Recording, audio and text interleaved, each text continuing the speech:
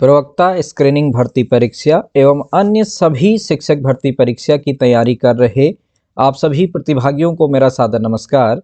मैं नीलेश सनवाल आज के इस लेक्चर में आप लोगों के लिए लेकर के आया हूं यूजीसी के महत्वपूर्ण एमसीक्यू, जिसका पार्ट 1 हमने पहले अपलोड किया, प्रश्न संख्या 1 से प्रश्न संख्या 30 तक। आज के इस लेक्चर में हम यूजीसी पर एमसीक्यू डिस्कस करेंगे प्रश्न संख्या 31 से प्रश्न संख्या 60 तक, यानी कि 30 महत्वपूर्ण एमसीक्यू हम यहाँ पे डिस्कस करेंगे। तो आप लोग जरूर वीडियो को पूरा देखें और पहले स्वयं से आंसर देने की कोशिश करें कि आप कितने क्वेश्चन इसमें सही कर पा रहे हैं। तो आइए सर स्टार्ट करते हैं। क्वेश्चन नंबर 31 है NAAC जिसको हमने आपको इसका फुल फॉर्म भी बताया था प्रीवियस लेक्चर में, national assessment and accreditation council, जिसको हम हिंदी में बोलते हैं राष्ट्रीय मूल्यांकन एवं प्रत्यायन परिषद। तो देखिए NAAC के तहत संस्थानों के मूल्यांकन और मान्यता के लिए सहकर्मी टीम की नियुक्ति कौन करता है? ठीक है, देखिए क्या कहा जा रहा है, NAAC के तहत संस्थानों के मूल्यांकन और मान्यता के लिए सहकर्मी टीम की नियुक्ति कौन करता है? शिक्षा मंत्रालय, भारत के राष्ट्रपति, स्वयं NAAC या यूजीसी। तो साहब इसका करेक्ट आंसर है कि NAAC ही इसकी सहकर्मी टीम की नियुक्ति भी करता है। नाउ क्वेश्चन नंबर 32, भारत में शैक्षणिक संस्थानों को निर्धारित मानदंडों के अनुसार मान्यता देने के लिए कौन सा संगठन जिम्मेदार है? देखिए क्वेश्चन को दोबारा रिपीट कीजिए। भारत में शैक्षणिक संस्थानों को निर्धारित मानदंडों के अनुसार मान्यता देने के लिए कौन सा संगठन जिम्मेदार है? NCTE, AICTE, NAAC, NAAC या AIU? तो देखिएगा, तो इसमें इसका करेक्ट आंसर है साहब ऑप्शन नंबर 3 NAAC। ठीक है, जो यूजीसी है विश्वविद्यालयों को मान्यता देता है। यहाँ पर शैक्षणिक संस्थानों के केस में यूजीसी ऑप्शन में नहीं है। इसका जो करेक्ट आंसर है यह है आपका NAAC। देखिए ये हमने आपको प्रीवियस लेक्चर में भी इस क्वेश्चन को बताया था कि भारत में NAAC, जिसको हम राष्ट्रीय मूल्यांकन एवं प्रत्यायन परिषद कह रहे हैं, national assessment and accreditation council, इसकी स्थापना कब हुई? 1952, 1986, 1994 या 2000? तो इसका करेक्ट आंसर है साहब ऑप्शन नंबर 3 1994 में इसकी आपकी स्थापना हुई। ये क्वेश्चन भी बहुत जगह पूछा गया है कि NAAC है एक वैधानिक निकाय, स्वायत्त निकाय, उपरोक्त दोनों या इनमें से कोई नहीं? तो आप ध्यान रखिएगा, यह एक ऑटोनोमस बॉडी यानी कि स्वायत्त निकाय है। नेक्स्ट है साहब, NAAC का मुख्यालय कहाँ स्थित है? बेंगलुरु, मुंबई, कोलकाता या नई दिल्ली? तो इसका मुख्यालय है बेंगलुरु में। ठीक है, नाउ क्वेश्चन नंबर 36, यूजीसी किस मंत्रालय के अधीन कार्य करता है? यानी कि इसको ऐसे भी पूछा जा सकता है कि यूजीसी का मूल संगठन क्या है? What is the parent organisation of University grants Commission? तो विज्ञान और प्रौद्योगिकी मंत्रालय, वित्त मंत्रालय, शिक्षा मंत्रालय या गृह मंत्रालय? तो साहब इसका क्या है? पेरेंट ऑर्गेनाइजेशन है शिक्षा मंत्रालय। नाउ क्वेश्चन नंबर 37, राष्ट्रीय शिक्षा नीति 2020 के तहत यूजीसी का स्थानांतरण किस संगठन में किया जाना प्रस्तावित है? देखिए जो हमने अपना डिटेल वीडियो लेक्चर अपलोड किया है यूजीसी पे, जो डिटेल नोट्स उस पे भी हमने इसको डिस्कस किया हुआ है वहां पर। तो देखिए इसका क्या है, AICTE, NTA, CBSE या HECI means higher education commission of India? तो इसका करेक्ट आंसर है sir option number 3 higher education commission of India. Now question number 38, UGC net परीक्षा का आयोजन किसके द्वारा किया जा सकता है? जो यूजीसी के तहत NET यानी कि नेशनल एलिजिबिलिटी टेस्ट, राष्ट्रीय पात्रता परीक्षा, उसका आयोजन कौन करता है?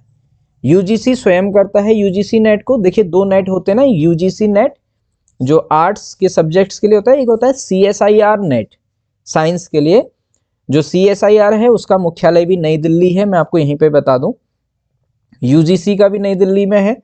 और यहाँ पे आप ध्यान रखेंगे तो यूजीसी नेट का जो आयोजन करता है यह NTA करता है, यानी नेशनल टेस्टिंग एजेंसी, और CSIR नेट का भी जो आयोजन करता है वो NTA ही करता है। ठीक है, प्रेजेंट में।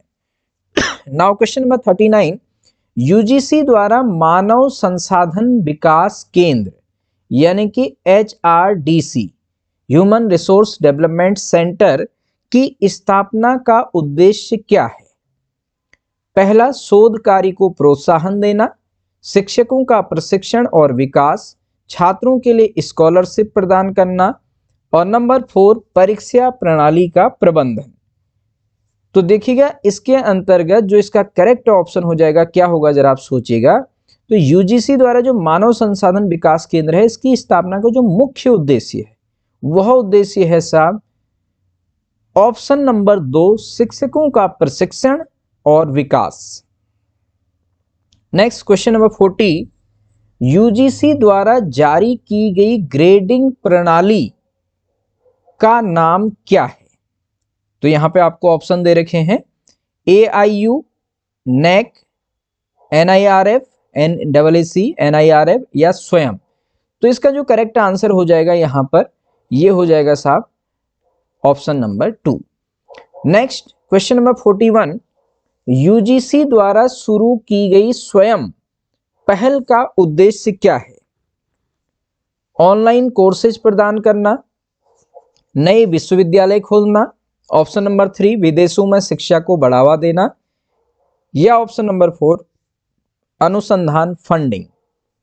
तो जो स्वयं है यह एक डिजिटल लर्निंग का प्लेटफॉर्म है जिसके तहत छात्र छात्राओं को शिक्षण के लिए ऑनलाइन स्टडी मटेरियल या ऑनलाइन कोर्सेज को प्रोवाइड किया जाता है। तो इसका करेक्ट आंसर हो जाएगा साहब ऑप्शन नंबर 1, ऑनलाइन कोर्सेज प्रदान करना। Now next question number 42, UGC की ओर से जारी न्यूनतम मानक यानी कि मिनिमम स्टैंडर्ड्स का संबंध किससे है? न्यूनतम मानक का, पहला छात्रों की फीस, ऑप्शन 2 शिक्षकों की योग्यता, तीसरा परीक्षा का समय, और नंबर 4 सभी उच्च शिक्षा संस्थानों के लिए न्यूनतम मानदंड। तो न्यूनतम मानक का संबंध इनमें से किसके साथ होगा? छात्रों की फीस होगी न्यूनतम, या शिक्षकों की मिनिमम योग्यता क्या होनी चाहिए ये है, या परीक्षा का मिनिमम समय क्या होना चाहिए यह है, या सभी उच्च शिक्षा संस्थानों के लिए न्यूनतम मानदंड क्या होने चाहिए? तो इसका करेक्ट आंसर है साहब ऑप्शन नंबर 4, सभी उच्च शिक्षा संस्थानों के लिए न्यूनतम मानदंड। इसके बाद से next question number 43, UGC net का पूर्ण रूप क्या है? University grants commission, national education test. तो यहां पे ज्यादा समय न लेते हुए इसका जो करेक्ट आंसर हो जाएगा option number 2, university grants commission, national eligibility test. ठीक है, तो इसका करेक्ट ये ऑप्शन है, इसको आप ध्यान में रखें। नाउ क्वेश्चन नंबर 44, पहली बार विश्वविद्यालय अनुदान आयोग की स्थापना किन विश्वविद्यालयों की देखरेख के लिए की गई थी? यानी कि UGC की स्थापना प्रारंभ में किस विश्वविद्यालय या किन विश्वविद्यालयों की देखरेख के लिए की गई थी? अलीगढ़ विश्वविद्यालय, बनारस विश्वविद्यालय, दिल्ली विश्वविद्यालय, या उपरोक्त सभी? तो साहब इसका करेक्ट आंसर है उपरोक्त सभी। नेक्स्ट क्वेश्चन नंबर 45, गुणवत्ता सुधार के लिए UGC द्वारा कौन सा प्रोग्राम शुरू किया गया था? गुणवत्ता सुधार के लिए तो इनमें से कौन सा किया गया था आप देखें और इसका करेक्ट आंसर बताने की कोशिश करें। तो इसका जो करेक्ट आंसर है साहब वो यहां पर हो जाएगा आपका ये सभी। ठीक है, नेक्स्ट क्वेश्चन नंबर 46, UGC के अंतर्गत किस प्रकार के विश्वविद्यालय आते हैं? पहला केंद्रीय, दूसरा राज्य, तीसरा निजी और चौथा उपरोक्त सभी। तो मैं आपको यहां पे बताना चाहूंगा UGC के अंतर्गत 4 प्रकार के विश्वविद्यालय आते हैं। 4 प्रकार के कौन से? एक तो केंद्रीय विश्वविद्यालय, दूसरे राज्य विश्वविद्यालय, तीसरे निजी विश्वविद्यालय, चौथे डीम्ड विश्वविद्यालय। जो हम बार बार कहते हैं, बहुत इंपॉर्टेंट क्वेश्चन है कि UGC की कौन सी धारा के अंतर्गत डीम्ड विश्वविद्यालयों का प्रावधान है। तो यूजीसी की धारा नंबर 3, आप इसको, बहुत इंपॉर्टेंट क्वेश्चन है, हम आपको इस क्वेश्चन को आगे एमसीक्यू में लेकर के आएंगे आप लोगों के लिए। मैं आपको बार बार बता रहा हूं, हमने अपने डिटेल लेक्चर में भी यूजीसी की इंपॉर्टेंट धाराओं को लिखा हुआ है। तो 4 प्रकार के आते हैं, केंद्रीय, राज्य, निजी और डीम्ड। डीम्ड यहाँ पर ऑप्शन में नहीं है, उपरोक्त सभी है, इसलिए यहाँ पर इसका करेक्ट आंसर हो जाएगा साहब उपरोक्त सभी। नाउ क्वेश्चन नंबर 47, किस प्रकार के शोध में गुणात्मक और मात्रात्मक डेटा का उपयोग होता है? यानी किस प्रकार के शोध में गुणात्मक और मात्रात्मक दोनों प्रकार के डेटा को उपयोग किया जाता है? पहला मूलभूत शोध, फंडामेंटल रिसर्च, दूसरा व्यवहारिक शोध, तीसरा आपका मिश्रित शोध और सैद्धांतिक शोध। तो इसका जो करेक्ट आंसर हो जाएगा साहब ऑप्शन नंबर 3, मिश्रित शोध। ठीक है। नेक्स्ट क्वेश्चन नंबर 48, यूजीसी द्वारा ऑनलाइन शिक्षण के लिए कौन सा प्लेटफॉर्म विकसित किया गया है?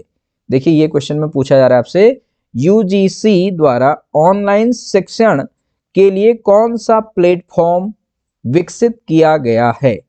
एडुसेट, एनपीटेल या एनपीटीएल जैसे भी आप पढ़े, स्वयं, या ईपीजी पाठशाला। तो साहब इसका जो करेक्ट आंसर हो जाएगा ऑनलाइन शिक्षण के लिए, वो है इसका करेक्ट आंसर ऑप्शन नंबर 3, स्वयं। ठीक है। जैसे टीवी चैनल और रेडियो के माध्यम से भी, टीवी के माध्यम से भी इस पर स्वयं जो चैनल है, इस पर नॉलेज को यहाँ पे प्रसारित किया जाता है। Now question number 49, teaching aptitude का महत्वपूर्ण घटक क्या है? पहला संवाद कौशल, समय प्रबंधन, छात्रों की समझ या सभी। तो साहब इसका जो करेक्ट आंसर हो जाएगा यह है ऑप्शन नंबर 4, ये सभी। क्वेश्चन नंबर 50, भारत में अनुसंधान के लिए सबसे बड़ा ग्रांट देने वाला संगठन कौन सा है? पहला CSIR, ICMR, UGC या DST। तो भारत में अनुसंधान के लिए सबसे बड़ा ग्रांट देने वाला यानी कि अनुदान देने वाला सबसे बड़ा संगठन, इसका करेक्ट आंसर है साहब option number 3, UGC। Now question number 51, UGC net के लिए आयु सीमा क्या है? पहला 28 वर्ष JRF के लिए, जिसको हम जूनियर रिसर्च फेलोशिप बोलते हैं। दूसरा, कोई आयु सीमा नहीं है लेक्चररशिप के लिए, यानी कि सिंपल नेट के लिए, सिंपल नेट क्वालिफाई करने के लिए नेशनल एलिजिबिलिटी टेस्ट। और थर्ड, ये दोनों ही सही हैं या कोई भी सही नहीं। तो आप सभी इसका आंसर बहुत आसानी से दे सकते हैं। तो इसमें क्या है, इसका आंसर हो जाएगा ये दोनों ही ऑप्शन सही हैं, option number 3। Number 52, UGC net कितनी भाषाओं में आयोजित की जाती है? देखिए प्रेजेंट के अकॉर्डिंग मैं इसको बता रहा हूं, हो सकता है आने वाले समय में इसमें और मॉडिफिकेशन हो जाए। इस प्रकार के क्वेश्चन फिक्स नहीं रहते इनके आंसर, आप परीक्षा देने समय इनको और चेक कर सकते हैं। तो फिलहाल ऑप्शन नंबर 1 15 है, ऑप्शन नंबर 2 20, ऑप्शन नंबर 3 22 और ऑप्शन नंबर 4 25। तो इसका करेक्ट आंसर हो जाएगा ऑप्शन नंबर 3, 22 भाषाओं में। और ध्यान रखना, वर्ष में 2 बार यूजीसी नेट या CSIR नेट परीक्षा 2 बार वर्ष में ये आयोजित की जाती है। और कौन करता है? NTA करता है, नेशनल टेस्टिंग एजेंसी। यदि आपको MCQ पसंद आ रहे हैं तो आप जरूर वीडियो को लाइक कीजिएगा, चैनल को सब्सक्राइब कीजिएगा और अपने साथियों के साथ शेयर भी जरूर कीजिएगा। अच्छा देखिए, जो क्वेश्चन को हमने कहा उसी को हमने यहाँ पर आपके लिए तैयार भी किया है। सॉरी, नेट परीक्षा का आयोजन कितनी बार होता है? साल में 1 बार, साल में 2 बार, साल में 3 बार या हर 4 महीने में? तो इसका करेक्ट आंसर है वर्ष में 2 बार, option number 2। Now question number 54, NIRF national institutional ranking framework, ये फुल फॉर्म को भी आप ध्यान रखें, प्रीवियस लेक्चर में हमने इसका फुल फॉर्म पूछा था। यहां पे पूछा जा रहा है को किस वर्ष लॉन्च किया गया था? ऑप्शन नंबर 1 2014 है, ऑप्शन नंबर 2 2015 है, ऑप्शन नंबर 3 2016 है और ऑप्शन नंबर 4 2017 है। तो साहब इसका आंसर देने की आप कोशिश करेंगे। तो NIRF को जो लॉन्च किया गया था साहब, इसका जो करेक्ट आंसर है यह है 2016 में। नाउ क्वेश्चन नंबर 55, यूजीसी के अंतर्गत अवसर, थोड़ा सा इसकी स्पेलिंग मिस्टेक हो रखी है यहाँ पे, प्रोग्राम किसके लिए है? अवसर प्रोग्राम, पहला दिव्यांग छात्रों के लिए, महिला शिक्षा को बढ़ावा देने के लिए, ग्रामीण क्षेत्रों के छात्रों के लिए, या अनुसूचित जाति और जनजाति के छात्रों के लिए। तो ध्यान दीजिएगा साहब, इसका जो करेक्ट आंसर है, इस टाइप के प्रश्न पूछे जाते हैं, यह है ऑप्शन नंबर 1, दिव्यांग छात्रों के लिए। नंबर 56, क्वेश्चन नंबर 56, यूजीसी द्वारा विश्वविद्यालयों को कौन सी उपाधि प्रदान करने का अधिकार दिया जाता है? डीम्ड विश्वविद्यालय, स्वायत्त कॉलेज, अनुसंधान केंद्र, या IIT। तो विश्वविद्यालयों को कौन सी उपाधि अगर हम कहें तो इसमें हमने पहले भी आपको बता दिया है कि यूजीसी की धारा नंबर 3 के तहत डीम्ड विश्वविद्यालयों का प्रावधान है। तो इसका आंसर हो जाएगा ऑप्शन नंबर 1, डीम्ड विश्वविद्यालय। नाउ क्वेश्चन नंबर 57, यूजीसी के तहत संचालित राष्ट्रीय, यहां पर थोड़ा सा स्पेलिंग मिस्टेक हो रही है, राष्ट्रीय गलत लिखा है, आप यहां पे माफी चाहेंगे आपसे, राष्ट्रीय में यहां पर बड़ी की मात्रा आएगी, ठीक है। राष्ट्रीय फेलोशिप योजना, ये थोड़ा सा आप इग्नोर करेंगे, टाइपिंग में थोड़ा दिक्कत हो जाती है कभी कभी, ऑटोमेटिक जब हम टाइप कर रहे होते हैं, हम सही भी करें तो कभी उसको गलत ले लेता है। तो यूजीसी के तहत संचालित राष्ट्रीय फेलोशिप योजना, नेशनल फेलोशिप स्कीम का उद्देश्य क्या है? पहला ऑप्शन साहब, अनुसंधान में वित्तीय सहायता देना, रोजगार के अवसर बढ़ाना, विदेशों में शिक्षा को बढ़ावा देना, छात्रों को प्रतियोगी परीक्षा की तैयारी कराना। तो यहां पर जो नेशनल फेलोशिप स्कीम के का जो मुख्य एम है, ऑब्जेक्टिव है, ये हो जाएगा साहब आपका ऑप्शन नंबर 1, अनुसंधान में वित्तीय सहायता देना। नाउ क्वेश्चन नंबर 58, यूजीसी अधिनियम 1956 के तहत यूजीसी की भूमिका को किस प्रकार परिभाषित किया गया है? तो पहला है साहब, विश्वविद्यालयों की वित्तीय सहायता करना, दूसरा शिक्षा का समन्वय और निर्धारण करना, तीसरा शिक्षा की गुणवत्ता सुनिश्चित करना, और नंबर 4 उपरोक्त सभी। तो आप बहुत आसानी से इसका आंसर बता सकते हैं और बहुत इंपॉर्टेंट क्वेश्चन है, अदर एग्जाम में भी पहले पूछा गया है बार बार।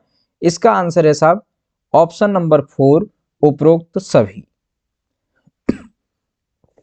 नाउ क्वेश्चन नंबर 59, यूजीसी द्वारा समान शिक्षा और अनुसंधान के लिए कौन सी पहल शुरू की गई? समान शिक्षा और अनुसंधान के लिए कौन सी पहल शुरू की गई? पहला राष्ट्रीय डिजिटल लाइब्रेरी, दूसरा विद्या लक्ष्मी पोर्टल, तीसरा इन्फ्लिबनेट, और चौथा गूगल क्लासरूम। तो देखिएगा यूजीसी द्वारा समान शिक्षा और अनुसंधान के लिए कौन सी पहल, जो राष्ट्रीय डिजिटल लाइब्रेरी है यह पुस्तकालय से संबंधित है।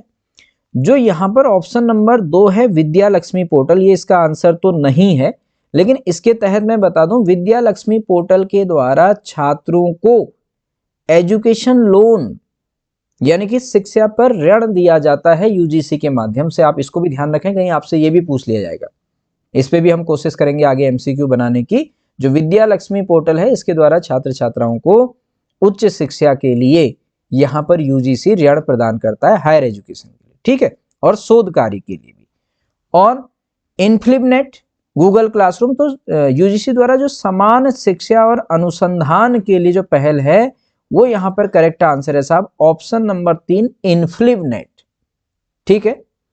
अब इसके बाद से आज का last question but not the least, हम आगे और भी यूजीसी पर अभी और एमसीक्यू टाइप करके आपके लिए लेके आएंगे। यूजीसी के तहत अनुसंधान के लिए सबसे प्रतिष्ठित पुरस्कार कौन सा है? बहुत इंपॉर्टेंट क्वेश्चन है साहब, अदर एग्जाम में पूछा गया है पहले भी कि यूजीसी के तहत अनुसंधान के लिए सबसे प्रतिष्ठित पुरस्कार कौन सा है। शांति स्वरूप भटनागर पुरस्कार, यहाँ पे मैं बताना चाहूंगा जो शांति स्वरूप भटनागर हैं ये यूजीसी के प्रथम अध्यक्ष रहे हैं। दूसरा INSA मेडल, तीसरा भारत रत्न और चौथा जेसी बोस नेशनल फेलोशिप। तो साहब यहाँ पर हम आपको बताना चाहेंगे इसका करेक्ट आंसर कि यूजीसी के तहत अनुसंधान के लिए सबसे प्रतिष्ठित पुरस्कार, इसका करेक्ट आंसर हो जाएगा ऑप्शन नंबर 4 जेसी बोस नेशनल फेलोशिप। तो आज के इस लेक्चर में, इस सेशन में हम आपके लिए 30 महत्वपूर्ण एमसीक्यू हमने यहाँ पे डिस्कस किए। तो यूजीसी पर अभी हमारा प्रयास रहेगा कि और भी जो इम्पोर्टेंट एमसीक्यू हो सकते हैं उनको हम अलग अलग सोर्सेज से, बुक्स से और अलग अलग सोर्सेज से, प्रीवियस ईयर पेपर से, जहाँ यूजीसी से संबंधित प्रश्न पूछे गए हैं विभिन्न शिक्षण परीक्षाओं में, वहाँ से कलेक्ट करके, इसमें मेहनत बहुत लगती है, आप समझ रहे होंगे, इतना आसान नहीं होता इन एमसीक्यू को हम कलेक्ट करके ले आए इतनी आसानी से। तो इस पे हमने समय निकाल करके आपके लिए टाइप करके यहाँ पे क्वेश्चन लेकर के आए। यदि आपको हमारा यह प्रयास अच्छा लगा तो आप ज़रूर कमेंट बॉक्स में बताएं, वीडियो को लाइक ज़रूर करें, चैनल को सब्सक्राइब कीजिएगा और शेयर कीजिएगा। आप सभी ने हमको इतने धैर्यपूर्वक सुना, आप सभी का बहुत बहुत हार्दिक आभार एवं आप अपनी तैयारी जरूर जारी रखें, कंटिन्यूटी को बनाए रखिएगा, क्योंकि तो कंटिन्यूटी बहुत ज़रूरी है किसी भी एग्जाम को क्वालिफाई करने के लिए। तो इसी के साथ आप सभी लोगों का हार्दिक आभार एवं धन्यवाद।